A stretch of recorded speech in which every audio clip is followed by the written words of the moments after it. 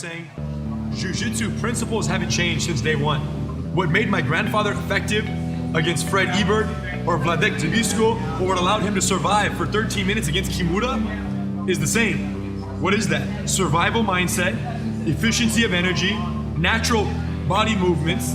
What is changing is now that sport jiu-jitsu has become such an emphasis for a lot of people, you have two guys who have no consideration for a street fight, no consideration for punch protection, who are grappling each other. And when there's no punching, there's millions of things that can happen based on gis and lapels and grab and twist and crazy different guards that are not street applicable, but they're very sport.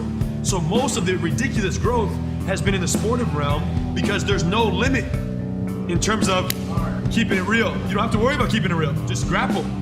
And that's fine. And that's very fun, and there's a lot to learn there, and it's beautiful.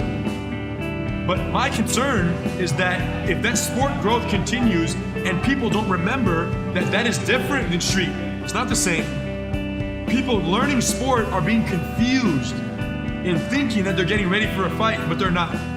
It's possible today in sport, Brazilian Jiu-Jitsu world, that you get a purple belt or more and go out in a fight and get beat up. How?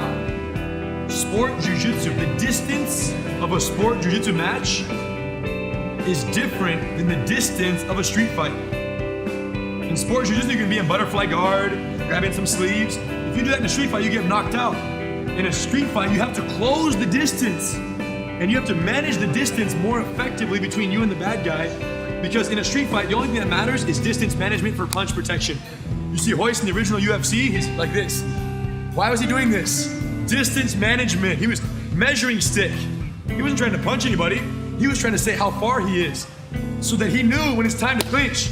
And once he clinches and goes to the ground, what does he do? He stays so close. How long? As long as it takes. Just like a snake. Before you know it, boom. But learning sport jiu-jitsu does not prepare you for that. It's totally different.